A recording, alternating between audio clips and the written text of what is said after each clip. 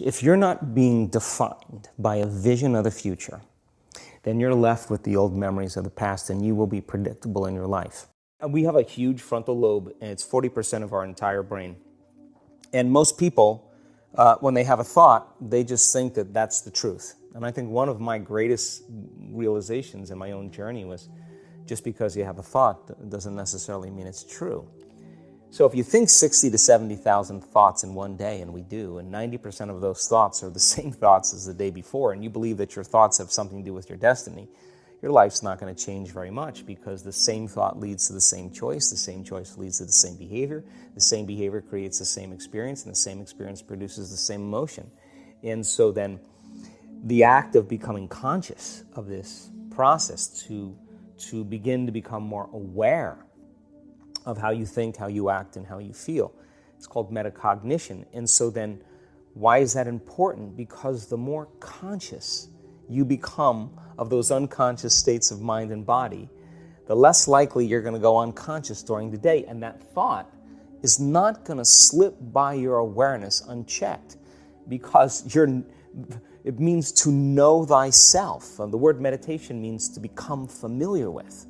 Information is what opens that door. I mean, if you think that your thoughts have something to do with your future, just from a theoretical standpoint, that your thoughts create your destiny, and you think 60 to 70,000 thoughts in one day, and 90% of those thoughts are the same thoughts as the day before, well, then your life isn't going to change very much as long as you're thinking the same way. And those same thoughts lead to the same choices. The same choices lead to the same behaviors. The same behaviors create the exact same experiences, and we anticipate the same feelings or emotions from those experiences, and those emotions are the payoff that drive our very same thoughts. Well, our biology, our neurocircuitry, our neurochemistry, our hormones, and even our gene expression will be equal to how we think, how we act, and how we feel.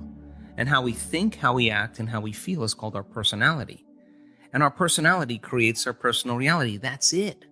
So the present personality who's listening to this show has created the present personal reality called their life. So if you can latch on to this idea, if you want to create a new life, a new personal reality, you got to change your personality, which means you better start thinking about what you've been thinking about and changing it. You begin to become conscious of your unconscious actions or habits or behaviors and modify them. And then we have to begin to look at the emotions that we live by every single day.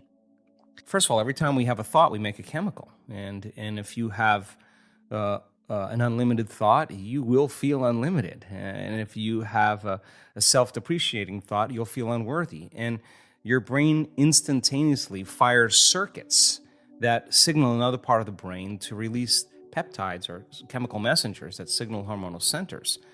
And when we get that arousal from the thought that we think, those thoughts sometimes weaken, the response weakens the physical body. So turns out that the emotions that are created from the thoughts are the signaling mechanisms of the body. Thoughts are the language of the brain, and feelings are the language of the body, and how we think and how we feel creates our state of being. So it turns out that the thoughts based in the stress hormones, based in survival, those are the thoughts that begin to push the genetic buttons that create disease. In other words, the action of what you want, by closing your eyes and mentally rehearsing some action, if you're truly present, the brain does not know the difference between what you're imaging and what you're experiencing in 3D world. So then you begin to install the neurological hardware in your brain to look like the event has already occurred. Now, your brain is no longer a record of the past. Now it's a map to the future. And if you keep doing it, priming it that way, the hardware becomes a software program. And who knows, you just may start acting like a happy person. And then I think the hardest part is to teach our body emotionally what the future will feel like ahead of the actual experience. So what does that mean? You can't wait for your success to feel empowered. You can't wait for your wealth to feel abundant. You can't wait for your new relationship to feel love, or your healing to feel whole. I mean, that's the old model of reality, of cause and effect, waiting for something outside of us to change how we feel inside of us. And when we feel better inside of us, we pay attention to whoever or whatever caused it. But most people spend their whole life living in lack. waiting for something to change out there. But the quantum model of reality is about causing an effect.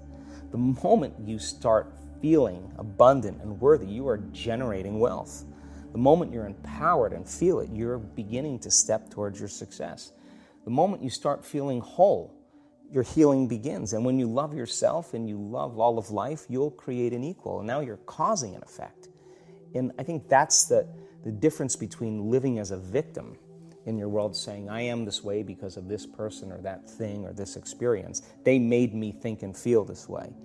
When you switch that around, you become a creator of your world, and you start saying, my thinking and my feeling is changing an outcome in my life. And now that's a whole different game, and we start believing more that we're creators of reality. I think there's degrees of understanding this, Jay, because people use the word victim so much, and I don't really think we spend a lot of time really unraveling the idea.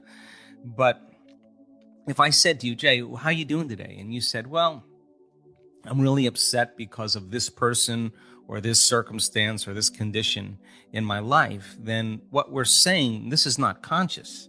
This is an unconscious program. What we're saying is somebody out there is actually controlling the way I'm feeling and the way that I'm thinking. So if something out there is controlling your feelings and your thoughts, you're victim to whoever, whatever that is. Now, here's the challenge. The challenge is when things go really well, then you are feeling really good. But when things aren't going very well, then you're feeling pretty bad. So then the end result of that is that many people then become unconsciously reliant on something out there to change how they feel and hear. But if they don't understand that they're creating reality all the time, and they're living in lack, in unworthiness, in separation for their whole entire life, waiting for the event to happen to take away their lack or emptiness, well, they'll spend their whole entire life wishing, wanting, waiting, hoping. And so then that creates further separation from things changing. So then the idea then is to turn that battleship around. Is it possible then that the way you think and the way you feel can begin to produce effects in your outer world? Now, that isn't something that you swallow in one bite.